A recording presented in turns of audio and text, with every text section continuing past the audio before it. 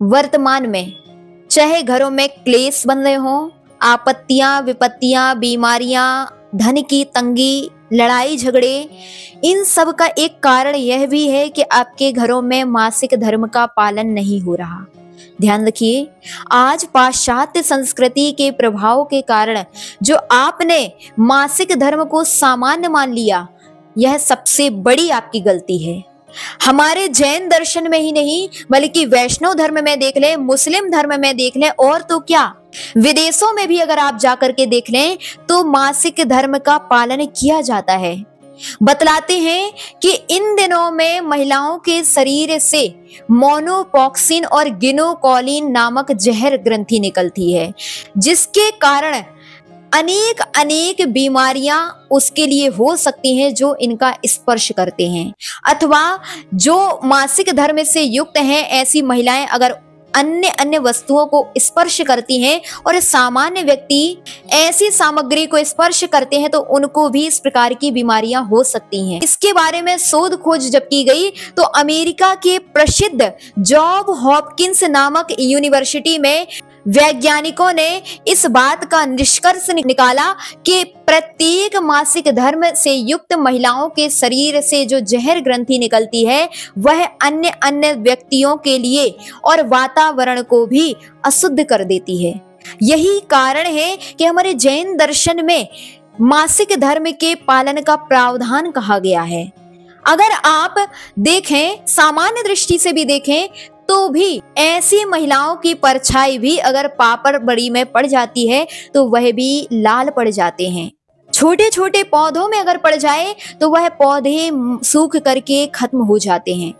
इसके अलावा विदेशों में भी अगर देखें तो जर्मनी, भूटान, तिब्बत आदि स्थानों में मानते हैं कि ऐसी महिलाओं के लिए शराब की फैक्ट्री में, इत्र की फैक्ट्री में, खाद्य पदार्थों की फैक्ट्री में प्रवेश वर्जित किया गया है। उनका मानना है कि ऐसी महिलाएं अगर शराब को स्पर्श करती हैं तो शराब का स्वाद बिगड़ जाता है, इत्र को स्पर्श करती हैं तो इत्र की सुगंधी बदल जाती है, और खाद्य पदार्थ को स्पर्श करती हैं तो वह खाद्य पदार्थ समय के पहले ही सड़ जाते हैं। हम इन बातों को नहीं मान रहे, लेकिन ध्यान दीजिए इन बातों को विदेशी भी मान रहे हैं और हम पाश्चात्य के प्रभाव से अपने ही धर्म को नाश कर रहे हैं। हमारे जैन आगम में धर्म संग्रह श्रावकाचार, प्रश्नोत्तर श्रावकाचार जैसे ग्रंथ हैं, उनमें आचार्य महाराज कहते हैं जो भी महिलाएं मासिक धर्म का पालन नहीं करती हैं उनके लिए नपुंसक वेद का बंद होता है और उनके घर में दरिद्रता कभी भी अपना स्थान नहीं छोड़ती। अगर इस बारे में हम अंदरूनी तरीके से देखें तो वास्तविकता में आज जो गलतियां महिलाएं कर रही हैं, महिलाएं आज वर्तमान में तीसरे दिन ही सिर धो लेती हैं, और तो क्या उनने इस प्रकार की भी गतिविधि प्रारंभ कर दी कि घर में भोजन भी वह बनाने लग गई। 3 दिन तक भी वह स्वयं भोजन बना करके बच्चों को तो क्या अपने पति को भी खिलाती हैं। उनका मानना हो गया हम कच्चा भोजन नहीं खिलाते, अर्थात रोटी सब्जी नहीं खिलाते, लेकिन पूड़ी पराठे में कोई दोष नहीं है। लेकिन ध्यान रखिए, आप चाय भी बना करके अगर पिलाती हैं, दूध भी अगर उनके हाथ में थमाती हैं तो भी उनके शरीर में प्रभाव पड़ेगा, और वह इस प्रकार का प्रभाव पड़ता है कि आपके घर में निरोगी अवस्था सामान्य रूप से नहीं बन सकती। इसीलिए अगर आप चाहते हैं हमारे घर में कोई रोगी ना रहे तो एक नियम ले लीजिए कि हम कभी भी मासिक धर्म में अपने बच्चों को, अपने पति को अथवा अन्य कोई पारिवारिक जनों को अपने हाथ से भोजन बना करके नहीं खिलाएंगे। ध्यान दीजिए, अगर आप भोजन करा रही हैं तो भोजन नहीं खिला रही बल्कि भोजन के निमित्त से अपने ही परिवारजनों को अपने ही हाथ से जहर खिला रही हैं। कितनी बड़ी बात हो गई। इसलिए नियम जरूर ले लेना चाहिए इस प्रकार से। अगर आपके यहाँ परिस्थिति है, कोई और दूसरा व्यक्ति नहीं है, तो आपको अपने संबंधियों से, पड़ोसियों से इस प्रकार की व्यवहारिकता अवश्य बना लेना चाहिए कि जब उनके यहाँ इस प्रकार की परिस्थिति बनेगी तो आप उनकी मदद करेंगे, और जब आपके घर में इस प्रकार की परिस्थिति बने तो वह आपकी मदद करें। यह व्यवहारिकता अगर बन गई तो रोगों की जो आपके यहाँ वृद्धि हो रही है वह नियमितः कम हो जाएगी, और तो क्या समाप्त हो जाएगी।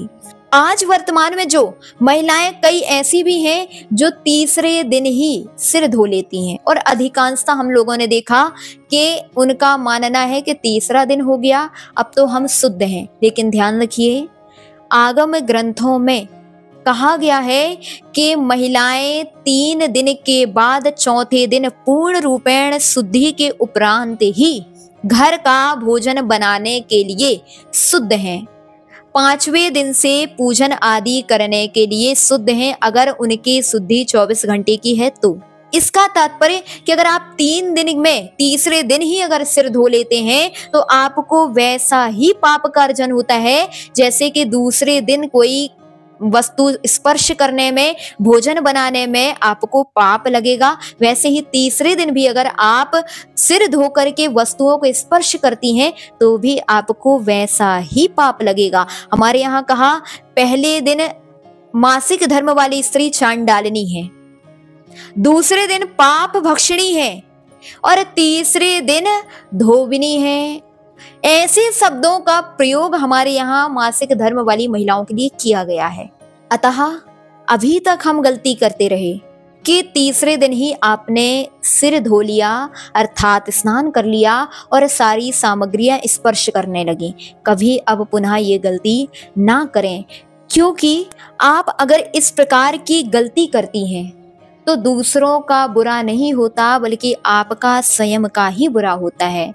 आप जो इस प्रकार की नेगेटिव ऊर्जा से युक्त होकर के सामग्रियां स्पर्श कर रही हैं, वह सामग्रियों को स्पर्श दूसरे अन्य लोग कर रहे हैं। कई बार ऐसा भी होता है, आपने वही गद्दे, वही सोफे, वही पर्दे, घर के अन्य लोगों के कपड़े स्पर्श किए और वही कपड़ों को स्पर्श करके, वही वस्तुओं को स्पर्श करके आपके पारिवारिक जन मंदिर चले गए, मंदिर में जाकर के जिनवाणी स्पर्श कर ली, वहां जाकर के गुरुओं को स्पर्श कर लिया।